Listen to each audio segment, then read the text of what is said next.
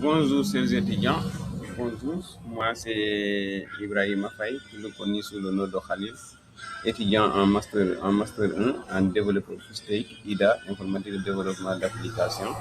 En même temps, coach et formateur aussi pour le développement web, infographie, photographe, tout ça, installation du système ordinateur, voilà, boutage, etc. Tout ça, beaucoup de choses en informatique. Voilà. Je suis formateur en même temps coach, en même temps encadreur des étudiants aussi. Aujourd'hui, bon, je vais vous faire un cours, un tuto sur HTML. Voilà, sur HTML, comment télécharger VS Code et l'installer dans vos ordinateurs. En même temps, créer un nouveau dossier et ouvrir avec VS Code et commencer à coder. Voilà, donc sans plus tarder, nous allons venir ici, c'est Google. Par exemple, je mets double-clic, Google est là. Si vous n'avez pas encore téléchargé Google, vous pouvez venir ici sur Microsoft. Je pense que toutes vos PC que vous avez achetés amènent ce qu'on appelle Microsoft Edge. Donc, vous avez double-clic sur Microsoft Edge, vous avez du nouveau onglet, par exemple. Je mets Google Chrome comme ça. Voilà, ma def télécharger, cliquer sur Google Chrome télécharger. Donc mu ngi nii télécharger le lien bi ngeen njëkk a jot télécharger Google télécharger Chrome ma cliquer foofu léegi ma xaar mu ñëw fii nii ngeen cliquer fii man am naa ko ba pare jaratul bon je clique ici boo cliquer fii rek automatiquement day commencer di charger di télécharger wu léegi page suivante je clique ici donc mu ngi nii télécharger wu na ba pare moo nekk nii léegi ngeen cliquer fii sinon boo leen mënul cliquer foofu ngeen ñëw fii nii directement ci dossier bii nii ou bien ci vos ordinateur bureau ngeen ñëw bureau fii nii di ngeen gis dossier bi user bii nii par exemple quand je clique sur user dinaa gis téléchargement ici je clique sur téléchargement dinaa ko gis ma def double clic ici double clic léegi mu ne ma voulez-vous ma ne oui damay autoriser oui j'ai déjà installé mun na ñàkk a installé parce que je l'ai déjà installé. Voilà, donc c'est pas l'appel d'installation mun naa koo dindi mais en même temps yéen boo leen di installer nii rek ngeen di def di installer ce qu'on appelle Google Chrome. Voilà, l'installation a été annulée maa ko annulé parce que yor naa ko ba pare jaral du ma koy kii boo leen installer ba pare da ngeen ci connecté wu. Voilà, comme man par exemple je suis là, tout ça ce sont mes comptes que j'ai déjà connectés. Voilà, mes comptes que j'ai déjà connectés. Donc pour nga connecté wu par exemple mun naa ñëw fii su ma defee nii par exemple mun ngeen ñëw fii boo leen gisul fii nii di ngeen gis créer un compte ou bien connecter ngeen cliquer sur connecter boo leen cliquer sur connecter automatiquement vous pourrez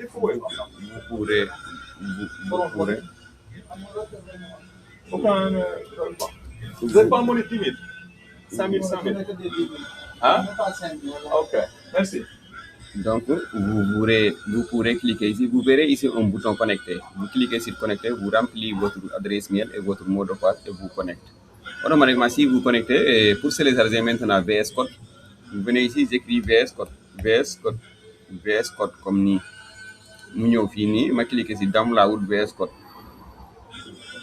Mu ñëw nii fii la leen indi donc yéen yëpp je pense Windows 11 ngeen yor wala Windows 10. bii ngeen logo bii nii ngeen ici c'est pour Ubuntu xamagoo leen Ubuntu mais di ngeen ko def ici c'est pour Mac les ordinateurs yoo xamante ne Apple la pour forme Apple bi mais ici c'est pour Windows ngeen cliquer fii nii sur Windows nii ngeen cliquer fii boo leen cliquer fii automatiquement mu ngi commencé di télécharger wu nii mu ngi commencé di télécharger wu man yor naa ko ba pare c'est pas l'appel de télécharger encore mais ma leen di montrer rek ba pare. Voilà, une fois boo leen ko télécharger bu mu ñëw rek waaw boo leen ko télécharger bu mu ñëw rek xaaral ma arrêté ko parce que amaluma importance léegi ngeen dugaat fii nii boo leen dugaatee fii nii di ngeen ko fekk bi ngeen def double clic installé ko coché installé ko. Voilà, par exemple xaaral ma def ko mu dem parce que ci installation bi tamit mun ngeen ñàkk a comprendre xaaral ma clic ko donc ma cliquer fii bàyyi ko mu télécharger bu mu fees léegi bu mu egg léegi télécharger na nii ba egg léegi dama koy ñëw fii nii su ma ñëwee fii nii mu ngi nii moo nekk nii ma def double clic nii ma defee ci double clic day wër automatiquement mu ñëw lii la may indi lii donc bi ci kaw lay coché je comprends et j'accepte fii lay coché donc su ma coché fii ma def suivante après fii créer l'icône du bureau damay coché fii boo leen coché fii rek ngeen def suivante donc boo leen man dama kaa kii après ngeen cliquer sur installer rek jeex voilà donc c'est pas l'appel d'installer une fois boo leen ko installer ba pare xaaral ma supprimer ñaari yi nii c'est pas l'appel donc supprimer lii voilà donc une fois boo leen ko installer rek ba pare boo leen ñëwee di ngeen ko fekk fii nii ci seen bureau fii nii léegi mu ngi nii léegi man su ma ko tijjee nii par exemple double clic nii dafay tijji samay projet parce que je suis en train de travailler sur des projets de l'hôpital par exemple hôpital donc projet yooyu damay tijjil fii nii automatiquement donc su ma cliquer fii nii da ngay gis projet yi yëpp ay projet yoo xamante ne dama koy codé te lii yëpp di ngeen ci jaar incha allah bu soobee suñu borom di ngeen ci jaar parce que man je forme chaque jour chaque année je forme 30 étudiants chaque année je forme 30 étudiants en matière de développement web et Figma donc inscription 10 000 mensualité 5 000 30 étudiants kese donc lien bi dinaa ko dugal fin du mois bi ci groupe yi boo xamante ne intéressé nga pour bokk ci da ngay cliquer ci lien boobu rek inscrire automatiquement web boo inscrire ba nga capturé woon na ko 30 yi bu jotee rek damay fermer dootuma jëlati benn étudiant donc dootuma jëlati benn étudiant dootuma ko jëlaat dootuma jëlati benn étudiant donc bu motee comprendre ngeen voilà du coup boo leen téléchargé ba pare tijji naa ko es bii nii mu ngi nii mën naa tijjiwaat quatrième boo xamante ne du am dara pour vous montrer ma ñëwaat fii nii cliqué waat fii donc bii laa tijji nag bii mooy bu bees bi ma tijji bii boo leen xoolee amul dara pour l'instant lu dul welcome ma fermé welcome lii kese la am lii kese maintenant nag à chaque jour que vous devez créer que vous devez coder vous devez d'abord créer un projet un dossier par exemple mun naa ñëw bureau exactement fii nii ça dépend wala sinon ngeen ñëw fii ñëw document comme par exemple document ici ça dépend de vous aussi mais man damay ñëw bureau par exemple ma def clic droit sur bureau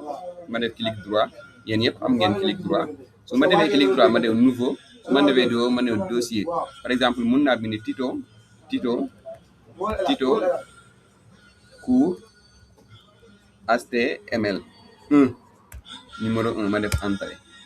donc mu ngi nii Tito cours HTML 1 entrée léegi mu ngi nii sama dossier bii nii moo amul dara bii laa ko bëgg a indi su ma ko bëggee indi bii il y a deux options mun naa ñëw file ñëw fii nii ñëw open folder mu ngi nii open folder raccourci c'est contrôle plus K plus contrôle plus O léegi ma def nii léegi ma dem cliquer bureau léegi ma dem xool cliquer naa bureau ma dem xool Tito cours on moo nekk nii léegi mun naa def nii ma def select donc day ñëw nii patiente leen mu ñëw lii mun ngeen koo fermer lu nekk nii après ngeen def yes asterisk parce que kii nii la anglais la léegi ma fermer fii léegi fii tamit ma fermer ko gis ngeen ouvrir naa dossier bi nii nag dossier bi moo nekk nii dafa tijjeeku bu fermer nii ngeen di gis ñaari yi bu tijjeeku wee di ngeen di gis ñaari yi day wàcc fii en même temps mun naa koo defaat nii tamit fermer naa ko comprendre nga léegi mun naa koo def glisser déposer fii yaa ngi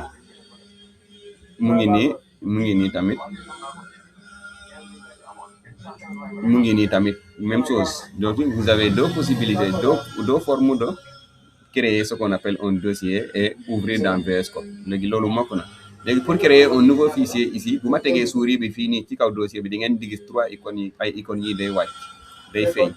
yaa ngi gis fu ma tegee fii nii fii yëpp partie bi yëpp fu ma teg souris bi rek da ngay gis mais fu ma ñëwaatee fii day réer su ma ñëwaatee fii yaa ngi gis mu feeñ ma ñëw ba ci première bi fii nii boo leen xool day bind new file ma cliquer foofu après ma bind index par exemple index point day collé wu point html ma def entrée léegi créé nañ ma ce qu'on appelle un fichier index point html léegi fii pour ma bind le code la structure minimale d'un document html ce qu'on appelle la structure minimale d'un document html mun naa def point d'exclamation nii gis ngeen point d'exclamation ma def entrée mu indil ma ce qu'on appelle la structure minimale d'un document html ça c'est la première méthode. Deuxième méthode, j'efface tout. dossier méthode j'écris HTML moo commencé di bind HTML dinaa gis HTML5 et HTML XML ma ñëw ba HTML5 ma wàcc souris bi ba HTML5 fii ma def entrée ma tapé mu indi ma ce qu'on appelle le structure minimale d'un document HTML avec doctype HTML langue en anglais, le head, le meta name viewport. Ici c'est le meta classique UTF-8. Ici c'est le meta name viewport. Et ici c'est ce qu'on appelle le title du document. Et ici ce qu'on appelle body. Par exemple, le titre du monde par exemple, ma bindi cours 1. Cours 1. HTML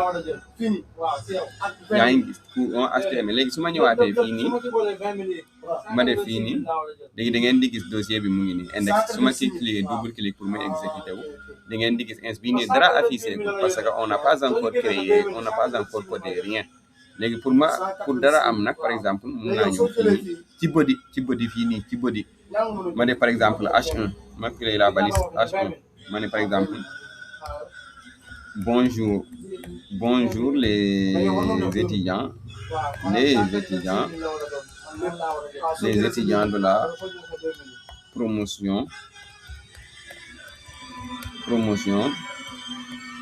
13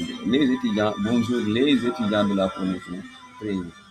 bonjour les étudiants de la promotion 13 donc bind naa ce qu'on appelle un titre H1 c'est en minuscule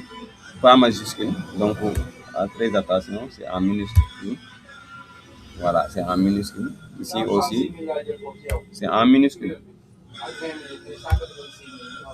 voilà donc exactement enregistré naa boo leen bindee ba pare dee leen def contrôle S à tout le temps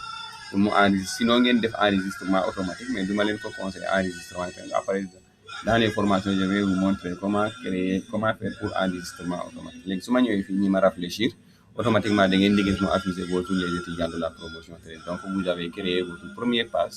page web vous avez créé votre première page et vous pouvez retourner ici par exemple pour faire augmenter quelque chose par exemple H1 les balises H comme les H1 H2 H3 par exemple la différence entre les balises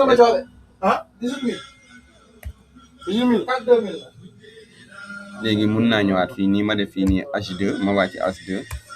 defaat même chose ngeen xool la différence entre les balises H1 moo gën a mag ci vidéo H2 H3 H4 H5